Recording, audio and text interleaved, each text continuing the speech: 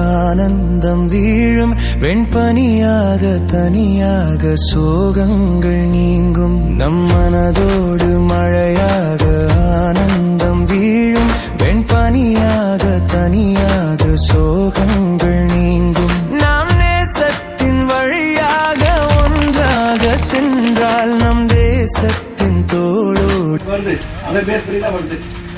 அதில் இந்த சட்ட விதிகளுக்கு உட்பட்டு எல்லாரும் வந்து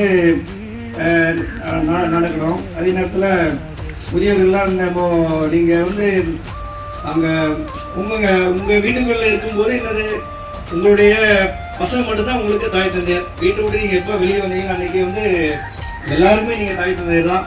அது வந்து ரொம்ப அது யாரும் மறுக்க முடியாத உண்மை அதுதான். அதனால் உங்களை இந்த நேரத்தில் வந்து சந்தித்து ரொம்ப மகிழ்ச்சி. இருந்தாலும் வந்து குடியரசு தினத்தை வந்து ஒரு சில நம்ம தென்னிந்தியாவெலாம் வந்து நம்ம குடியரசு சுதந்திரமாக வந்து அடிப்படையான காரணம் தென்னிந்தியா தான். வட இந்தியாவை விட தென்னிந்தியா தான். முதல்ல வந்து குடியரசு வாழ்த்துக்களை தெரிவித்துக்கொண்டு இடம் தரவே நன்றி வணக்கம்.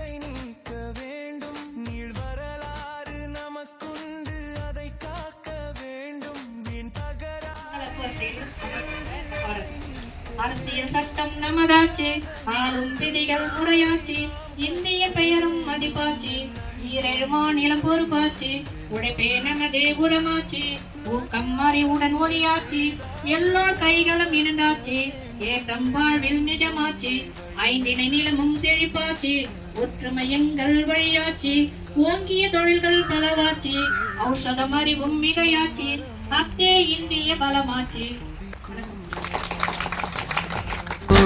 மழையாக பாரத தேச நல்முத்திரி இளமைக்கினி நேர்மைக்கினி